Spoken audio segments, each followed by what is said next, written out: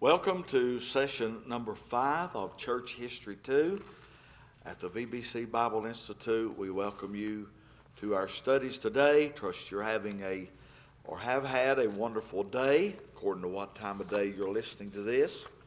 And the Lord is good, and He's always good. I'm glad He's faithful through the trials, and we just pray the Lord to help us in our studies. Let's begin with prayer. Father, thank you for reminding us through this portion of history of our heritage that we have of those who have walked steadfast in the faith. I thank you for the measure of health and strength we have today. And Lord, just let us have mind to think upon Thee and Your goodness till You take us home. And for the students that are studying today for their particular needs at the present. Father, may Thy Holy Presence, Thy Holy Spirit, help us to have understanding of these events in history, and help us today, Lord, as we might communicate these events in history, and that we might be a blessing, and all be to the glory and honor of the Lord Jesus Christ, for it's in His name we make our prayer. Amen. All right, a few questions from week number 4. Could we name the co-laborer and brother-in-law of Shubal Stearns? And that would be Daniel Marshall. And then for a short time, Daniel Marshall was missionary to the who? To the Mohawk Indians in Pennsylvania. We know he was there for a short time, then he went on down and met his brother-in-law Shubal Stearns there in Virginia, and then on to North Carolina.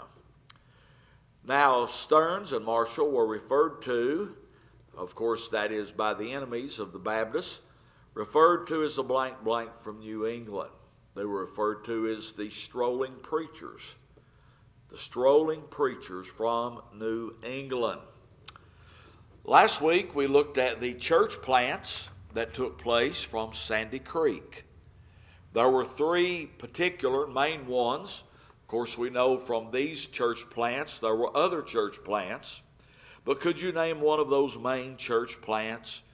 And that is, we have Abbott's Creek, Grassy Creek, and then the Deep River. And then who should be credited with the beginning of the camp meetings? And that would be Shubal Stearns. Shubal Stearns, and we'll be looking at that today. And then I want to, before we actually get into the 8th chapter, which is the Church of England's war against the Baptists, we'll be noting that.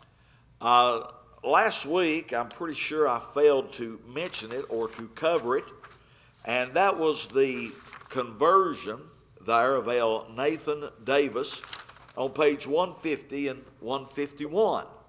I thought this was quite an interesting story, that this particular fella, who was an immigrant from Maryland, had come down and in the area and said by the banks of the Slow River in central western part of North Carolina.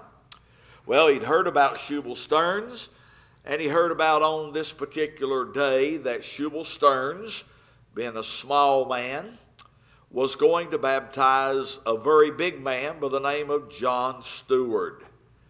And so his thinking is that maybe there's going to be a show or some entertainment in this, and thinking that there certainly would be a diversion, if not a drowning.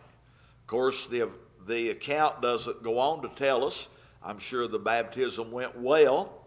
But as he was there and listening to Shubal Stearns preach, and he's preaching a message before the actual baptism, and he makes himself closer. And he said he went to hear him with his companions, and his companions was a rough bunch. They were sinners, and they were not believers in the gospel. But this Mr. Elnathan Davis, he makes his way on up into the crowd. And the power of God's moving, some are trembling, and one man falls weeping on his shoulder, weeping and sobbing. Well, he can't stand that, and I'm going to mess up my new white coat. And he runs back to his fellows. They stayed at a distance away from the baptism and for the gathering. And so he makes his way back. And we find that he runs back to his companions that were sitting on a log at a distance. And when he came, one said, "Well, Elnathan, what do you think now of these blank people?" And his reply was that there is a trembling and crying spirit among them, but whether it be the Spirit of God or the devil, I know not. If it be the devil go with them. I will never venture myself among them. Well, he didn't keep his promise long, and remember that voice of Hubal Stearns, that enchanting voice?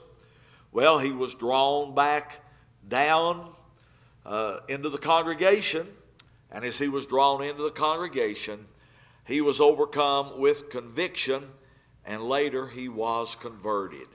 I thought that was a very interesting story when I read it. Now let's make our way to chapter 8. Chapter 8, as we notice on page 175, entitled A Corn of Wheat. What is this about? Well, we see that what it's about is concerning the Church of England's war against the Baptists. Now, we've been looking at how that revival fires are spreading in our last two sessions, but it is sad today that the persecution is going to come. And we know that through time, and even looking in the New Testament scriptures at the very beginning of church history last semester, we find that there was a progression of the gospel, revival fires in the book of Acts as they went from place to place. But what happened? Certainly persecution rose up at almost every place, so persecution is going to rise up. Now, at the beginning of this chapter, and this is some way his style of writing, he will briefly mention an event and stop, and then he will begin at an earlier time and bring us up to that event. And the event is 1769, and there's some regular Baptists who are making their way, and they are a part of the Catoctin Association. They're making their way down to the associational camp meeting there in Sandy Creek. And what their aim is that they might join in union in their association. Well, there's this fellow by the name of James Ireland. He has heard the truth, and he has heard the debates of even his Anglican pastor of debating the Baptists, and he was convinced that the Baptist way was the right way. Well, they wanted to leave him behind, so these men that are making their way down to Sandy Creek, they leave him behind, but he sees what happens, and he gets on his horse and across country. He runs at a fast pace, and he catches up with them, and when he comes there, they thought they would intimidate him. They thought they would intimidate him. So these group of men that were traveling asked him to preach. Well, that was no intimidation at all. He stood and he preached, this young man did, and said so impressive was Ireland, James Ireland, that his male factor faded. The male factor faded into the tiny congregation and sat giving attendance to the young man's discourse. All right, we'll be picking that back up at the end of the chapter, how this group is going to travel down, wanting to join in with the Sandy Creek Association. Of course, they're going to be refused. They won't allow them to do that for doctrinal reasons and for separation reasons. But he does mention at the bottom of page 176, we're going to note there in this particular chapter, he starts out talking about Hubal Stearns and the 16 years of revival, there from 1755 to 1771.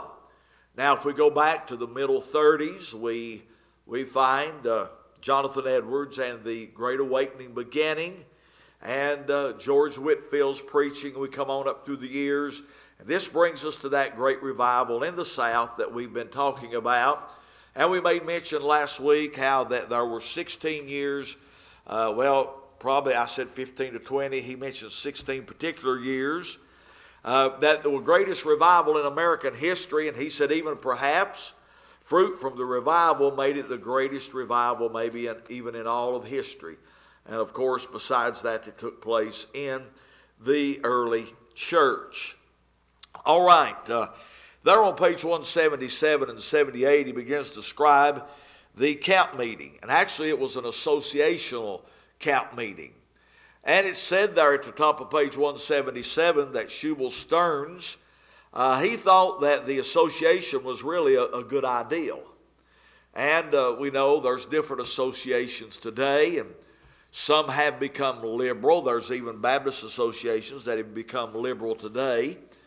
But at that time, he thought it was a good idea, and his reason was that it would impart some stability and regularity, that they could all come to the place where there was a regularity and a uniformity as far as their doctrine and their persuasion of the Bible, and so that there was a meeting.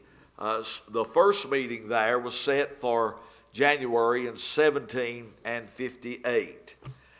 We find that the associational meeting was not like the associational meeting of the Philadelphia Association or the Charleston Baptist Association, because we know that they would meet and that some of the bishops, they would have their organizational meetings, and the bishops there that were somewhat over the churches, they would talk about their business and different things. But actually this associational meeting was more as a revival meeting. Said the associational meeting became a camp meeting revival. And so they would meet more than one day, and there would be, during the day, there would be the preaching, there would be the power of God moving up on lost people's hearts. And it said many of those came out of curiosity. And there would be great crowds. We read on later that even to the hundreds. There would be great crowds that would come, some out of curiosity. But whenever the Word of God was preached and the power of God prevailed in the meeting, it had a great impact. So many came to the Lord. And then we find these who traveled to the camp meeting. There at the bottom of page 177, they traveled to the camp meeting, and then they would make a request. They would make a request or a petition that some of these preachers, of course we find that Shubal Stearns was primarily the main speaker, and this went on for the next 12 years, this camp meeting, and bringing us on up toward 70 and 71. But some of the other preachers, one place called it the Preacher Boys, but they would ask some of those preachers to come back to their area and preach because they didn't have the gospel preached to them as it was there. So this camp meeting certainly was a great asset to them. And talked about the first association. We continued together 3 or 4 days. Great crowds of people attended. Mostly through curiosities. We've already said the power of God was there. And so there was good fellowship. There's good fellowship, and they left in good fellowship. And as I've said, some were requested to go back and to preach in their area. And he talks about how certainly we need that the Spirit of God to fall upon us today in our meetings. All right, as he talks about the associational camp meeting there's some things that are said about it. Okay, it began at Sandy Creek, North Carolina, where this is taking place. And it really, the news spread quickly about what went on there, about the preaching, the blessing, the power of God, people converted. And as I mentioned, it was different from the other associational meetings. And as we look on page 179 after the camp meeting, we find that there's persecution going on in Virginia. In Virginia, persecution is taking place, and of course that's the area where that Samuel Harris is preaching. This man who was a military man that was converted, he's preaching there. Now at the bottom of page 179, it gives us something here that happened to Shubal Stearns. He received a sign from God. He was traveling there horseback September the 7th, 1769. Now this takes us a few years later.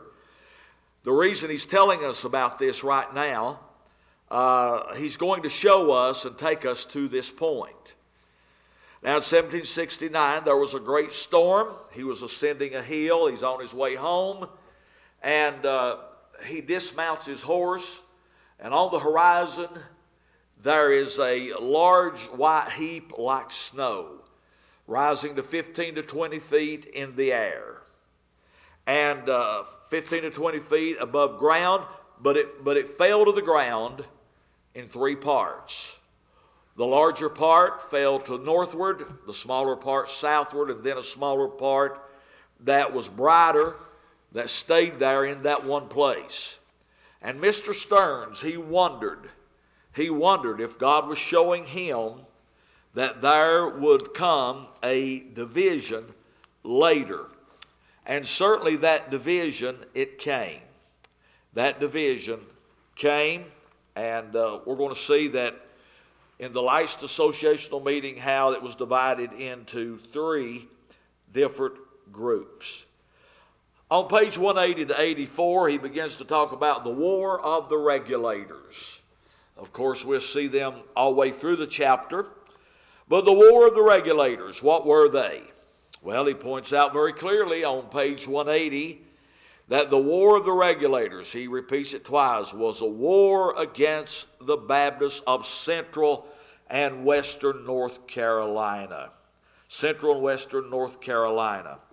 Now, as we began to look at this war, it's against the Baptists.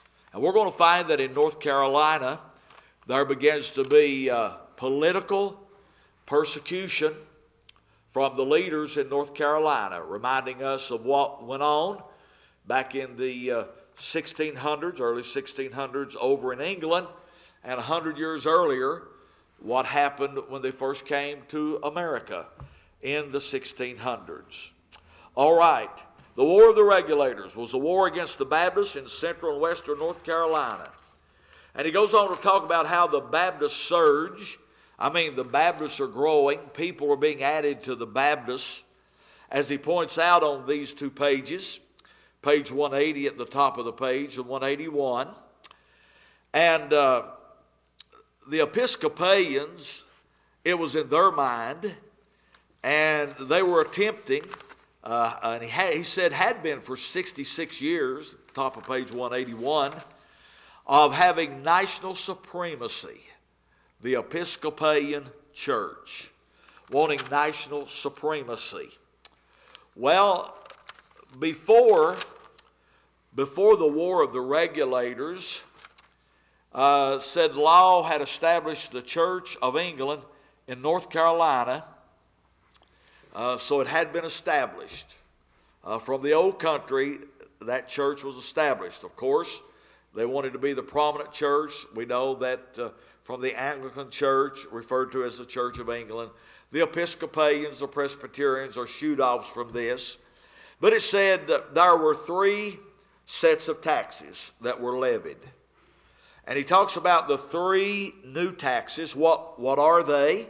You'll notice there the second paragraph under the War of the Regulators, there was a property tax, there was a poll tax, and then the other tax was the hated parish tax. And what was it doing? Supporting the Anglican and the Episcopalian churches. He mentions the Schism Act. Now this was an act that was passed in English Parliament in 1714, but it was repealed in 1718. What was that act? Well, that no schoolmaster could teach without a license from the Bishop of London. And even though that it was repealed, and even though it was an abolished English law, Governor Dobbs, who will pass away, we'll notice in the next couple of pages, and then Governor Tryon, they enforce it.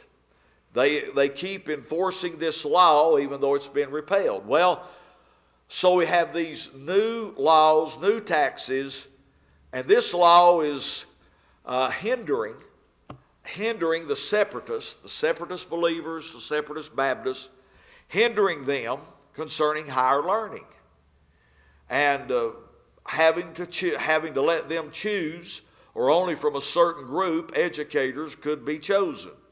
They could not be chosen out of their own. So actually they were trying to keep them, and actually they accused them later of being obstinately illiterate and grossly ignorant. All right, there's another law, the marriage law of 1741. Now these laws have been enacted before we're coming to the revival in the South, and that the Church of England only has the rights to perform marriages. Only ones that have the right to perform marriages. Well, when we look at this taxation, we're going to tax you to support this church. The Episcopalian, the Anglican churches, we're going to tax you to do this. We're going to control your education system, and then we're going to take the legality of marriage out of your hand. Well, what's that going to do to the family unit? What's that going to do to the church? It's going to hinder things in a great way. In a great way. And so he said in 1755, just as the awakening of the separate Baptists began, there was the vestry taxes imposed upon North Carolinians. And this is primarily about supporting their religious preachers. And he said, certainly, having to support theirs, this was taxation without representation. Taxation without representation.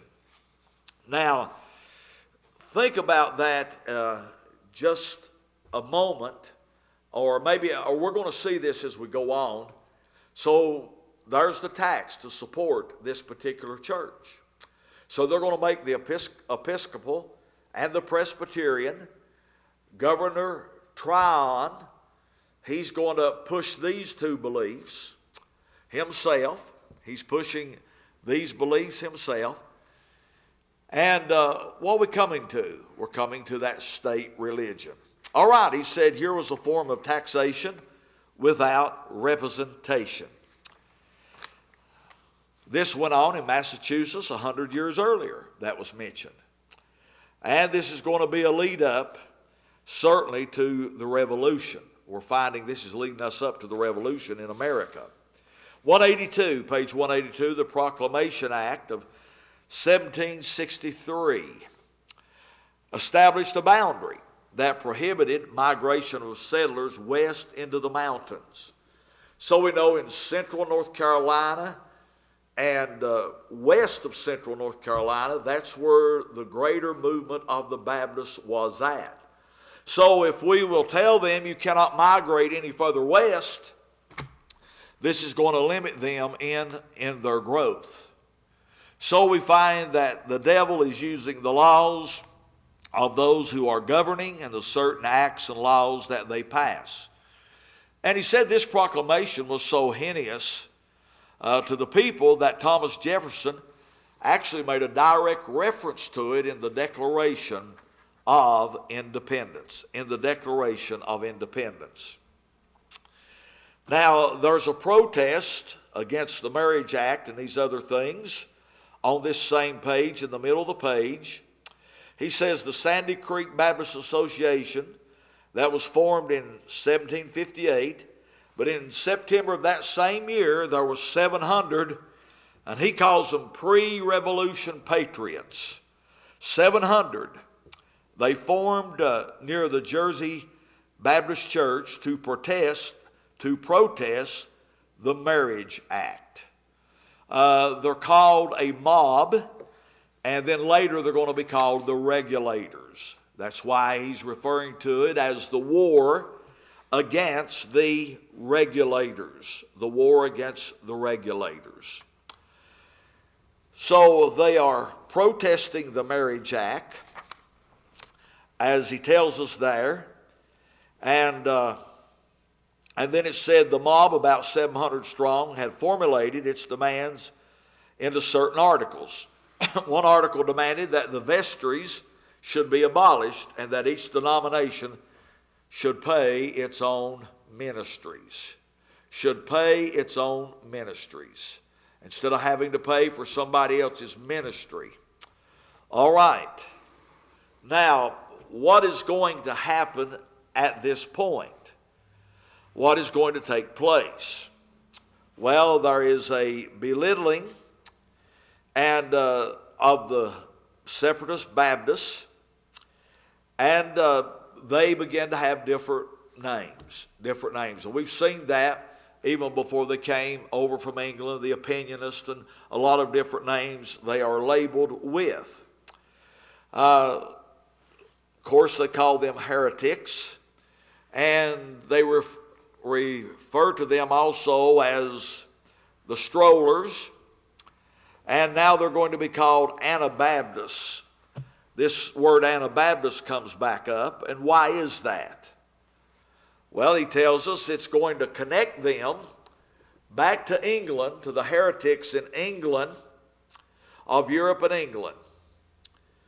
And of course, in that day, and you can imagine what this would do, they're going to label them again, these Anabaptists, and they know from the previous history from which they came, oh yeah, that group, that strange group, that fanatical group, those heretics. And so we find they label them in that particular way. There is, and as we're looking at this, let me go ahead and mention that we'll be coming across it as we move through this. And we find separation of church and state. I remember, I think it was in the 80s, that this thing, separation of church and state, the liberals tried to use that, and the anti-God, the people that were anti-church in America, this thing of separation of church and state. Of course, we can follow this even on back to 63, Madeleine O'Hara, prayer in school being taken out. They'd often use this term, separation of church and state. And when the Constitution there is formed later, what is that about? And certainly that clause was certainly needed, separation of church and state. And what was that? It's saying that there is no particular, I'll put it in my words, there is no particular denomination or group of religious people that can become the state church of America. That's not allowed to become the state church of America. Because we're going to see that Governor Tryon, he really tries to push that in North Carolina. And he hates the Baptists. He wants them done away with. And there's going to be bloodshed by the time we get to the end of this chapter. By those who are the regulators, they begin to grow in size. They're going to end up meeting at a town, and there's going to be bloodshed. There's going to be actual fighting. Now, this thing of separation of church and state. Okay, back to the point I was making.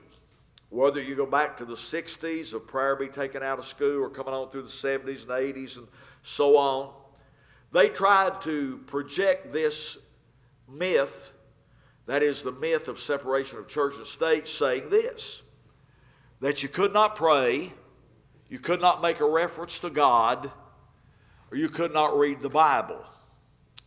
And they'll say, well, the Constitution says separation of church and state, so we cannot mention God or religion.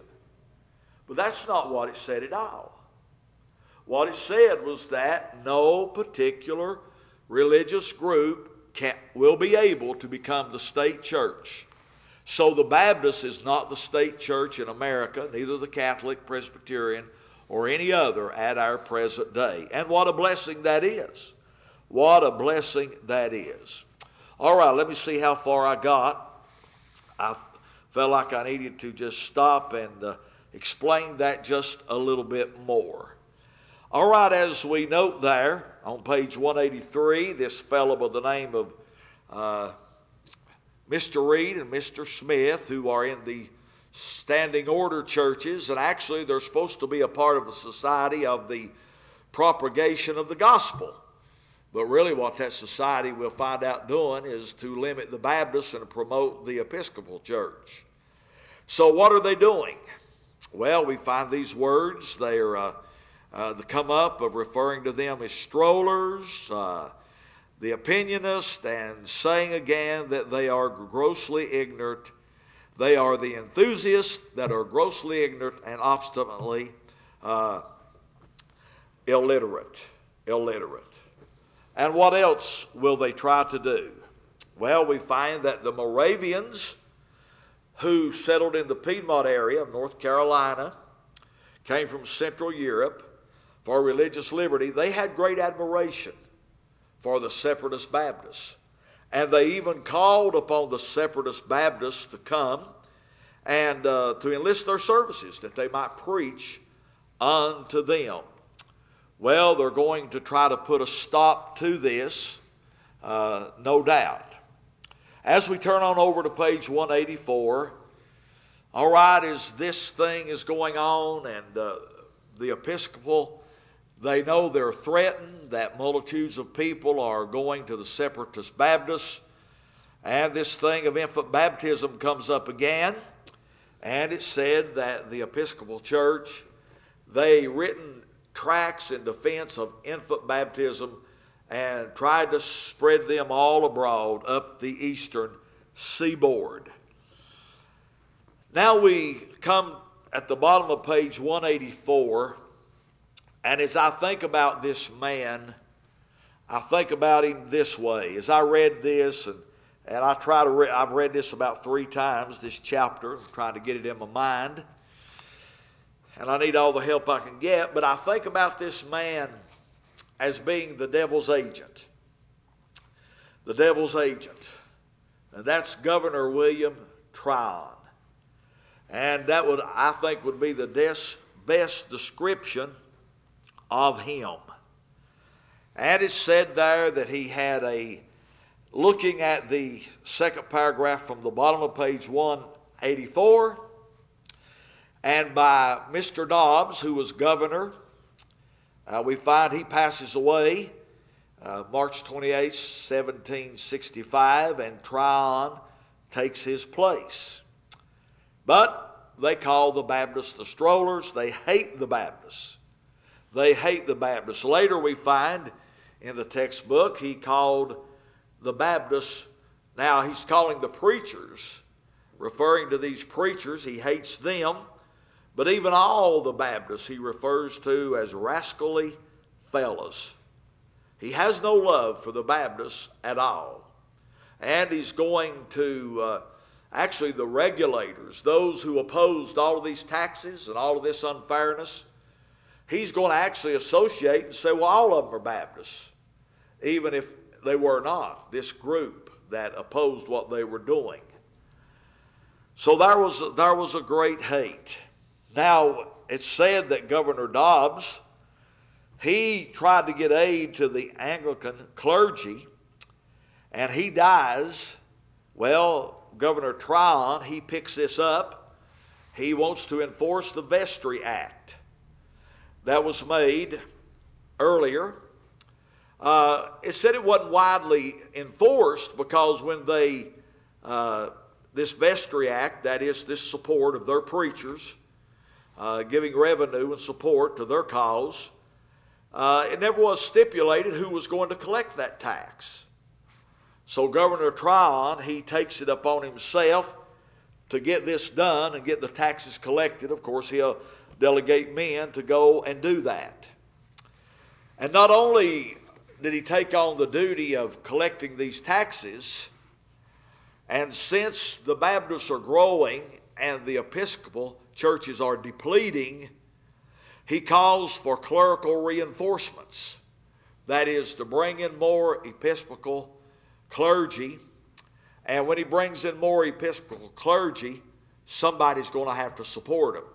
So he's out collecting more tax to support them. And actually, he goes on to say at the top of page 185 that the Bishop of London gave him authority to do this. And actually, in a sense, makes him the Bishop of North Carolina, being over the newly recruited Anglican priest. So here's this governor. He's governing the province of North Carolina. And we find that invested in him is the power, this control, this authority of the Anglican Church.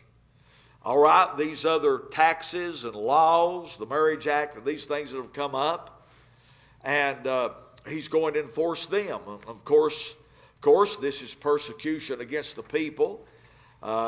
These things are really anti-family and a lot of other things as we begin to look at that. All right, we find that there in the middle of the page 185, he's come up with a new tax, and they actually call it the palace. You know, in today's terminology, we might talk about in the state of Tennessee and Nashville, the governor's mansion, or the governor's mansion in a certain state. So there's another great taxation that is brought upon the people to build an extravagant building there for Mr. Tryon. Mr. Tryon. And he mentions here that through it all, Separatist Baptists, especially in central and western countries of Tryon's Anglican paradise, they continued to grow. They continued to grow. Now, he said the British government of North Carolina allowed no compromise or relief. And we'll notice when they make their appeals, when large numbers out of North Carolina make their appeals to the government concerning some of these unfair, unjust, unlawful laws and taxes that have been implemented, they will not give them any relief at all. So I put a little note on my page. They were the ones that really created the problems. You know, when you push the people far enough, with things that are unjust and taking away their liberties, people will eventually rise up. And that's what happened concerning the regulators. Now we're going to note at the bottom of this page and on page 186, Mr. Tryon, he plays up to the Presbyterians. And the Presbyterians and the Baptists, they don't like each other anyway. And we note on page 186, he now allows nobody could marry but the Church of England. That is, nobody was able to conduct a marriage ceremony except the Church there of England, or the Episcopal, or the Anglican, or the Standing Order churches. But now the Presbyterians are given right to marry. Of course, their previous marriages were not counted as being legal. All right, so he plays up to the Presbyterians, and he said that this was really just a smoke screen. And he really didn't have that much for them at all, but he's going to use the Presbyterian. And on page 187, he begins to enlist an army for battle against the spreading heresies of the Baptists. And here, think about this, Presbyterian ministers sent letters to the parish and to the Presbyterians there in North Carolina, urging them to side with the governor, that is, to prevent the infectious spread of these regulators, or primarily these Baptists. And so the military that he formed together was primarily comprised of Presbyterians. Now, these are the ones that's going to meet in this battle with the regulators that are made up of a lot of Baptists, and blood's going to be shed. This is going to be later. But again, I would place a lot of the blame on Mr. Tryon for creating more and more rebellion in the state and also organizing this group of militia that later there's going to be bloodshed. Now, they were actually labeled as the mob a few years later. These regulators were labeled as the mob. All right, but it said this one thing, that no one from the Baptist community sent soldiers. No Baptist community or the Baptists did not get involved at all in sending any soldiers, any men, to be a part of the militia of Governor Tryon. And he said especially in Orange County, that was a Baptist stronghold. He was not able to get any help in that part of North Carolina. So we see things are not good. Now, do remember, last week when we were studying this period of time, God's still moving. In spite of all of this, the Baptists are still growing, and God is still moving. God is still saving people. And we should keep that in mind. No matter where there is opposition, we need to continue on. For the Lord is still able to do His work. Now we find that he tries to cause a fraction there between the Moravians. Remember, they were a group of people that were a peaceful people. It said they would take up arms, though, if they needed to. And he tries to turn the Moravians against the Baptists and the Quakers. We've already seen that the Moravians, they respected the Baptists and even allowed their ministers to come in and preach to them. Now, something that we notice here, all right, we've already mentioned that the mob became known as the regulators. But let's notice an interesting story at the bottom of page 187 and 188. And what is that story? The story of the horse that was taken for back taxes. So one of the regulators who had not paid his taxes, they came and they took his horse. Soon there was a great crowd gathered at the Hillsborough Courthouse in the county of Rowan. And the regulators overpowered the sheriffs. They took the horse back. Shots were fired into the home of Edmund Fanning, and he is the judge of the Superior Court in North Carolina. So there's gunfire. So again, they took that horse. Of course, they took the horse back. And he goes on to say, troops arriving in Hillsborough arrested Herman Husbands and William Butler. All right, after this happens, a small number of Baptist people began to pack their families and head over the mountains, top of page 188, over the mountains into the Holston River area of what would become Tennessee. And as I stand here today, the Holston River area is not very far from me. So we find that some of the Baptists, they moved their families. Why? Trouble's coming. Trouble's coming there, the governing and in that society, and I guess they're afraid for their families. But by the time we get to the end of this, we're going to see that there are a lot of others that leave the central part of North Carolina and go to other places as things get worse and the bloodshed comes. All right, as we look at this, and a small number goes to Tennessee, And it mentions something there. Disarming was a tactic that was used against the dissenters, that the Puritans in England took the weapons of the opinionist. You know, what have we found through this chapter?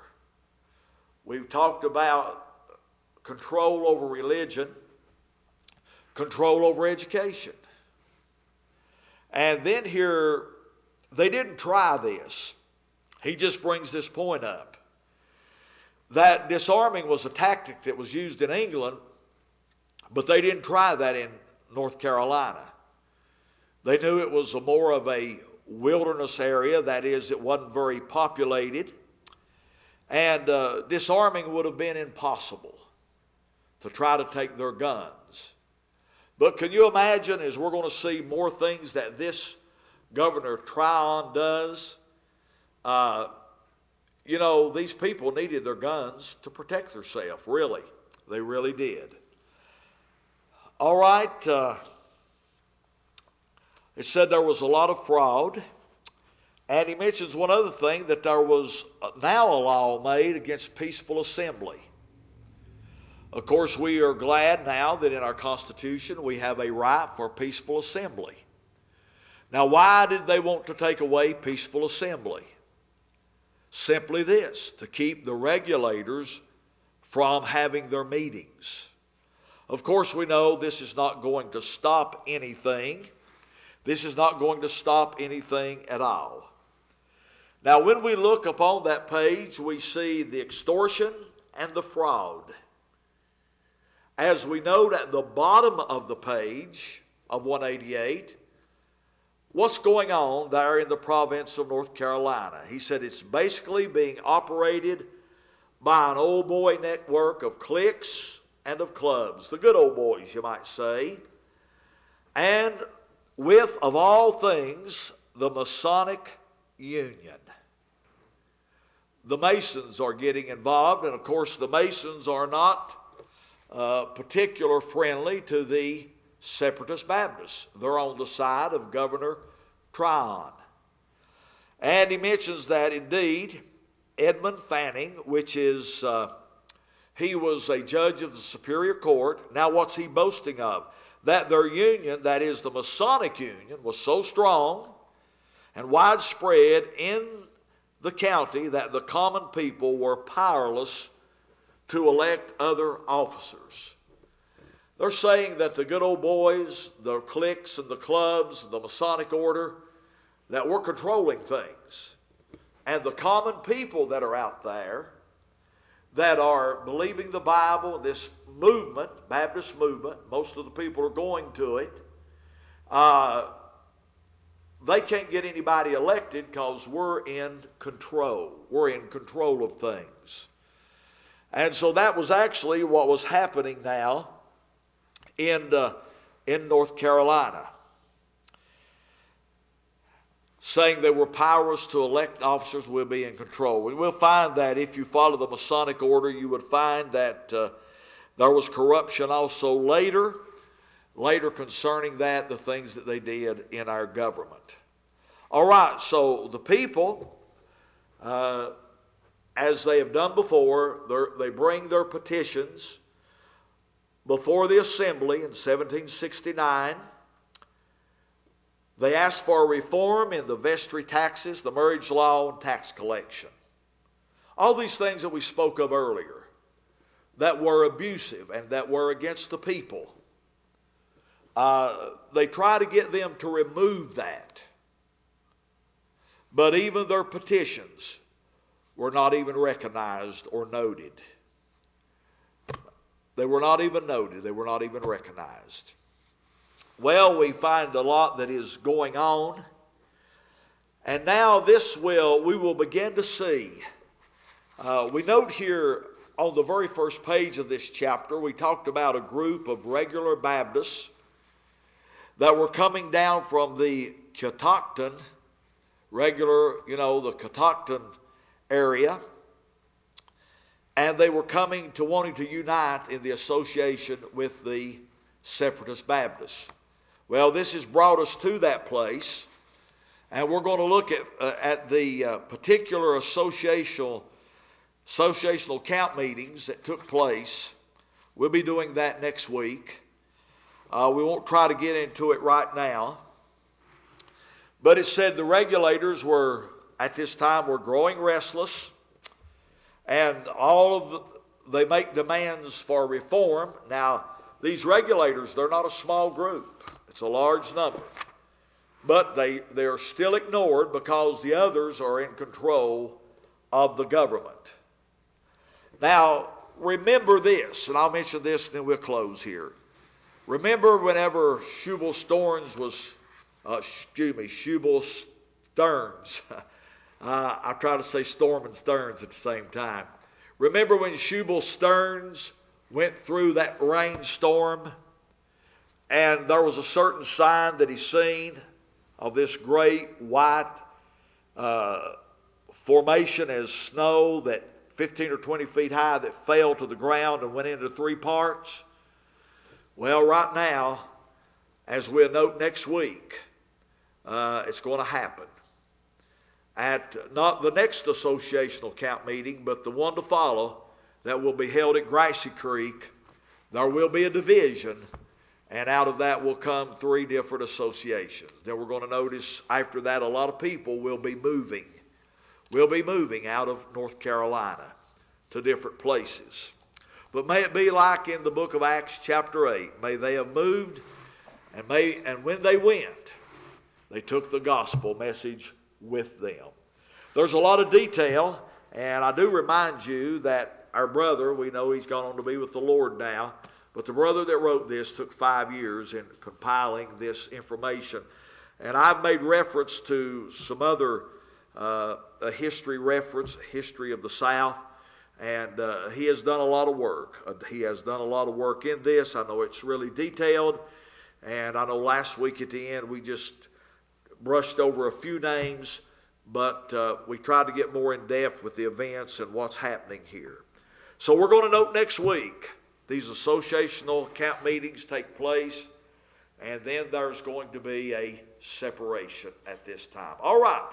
We trust it was a blessing to you. You pray for us, and we trust the rest of your day and this week will be good for you, will be a blessing for you, and you're dismissed.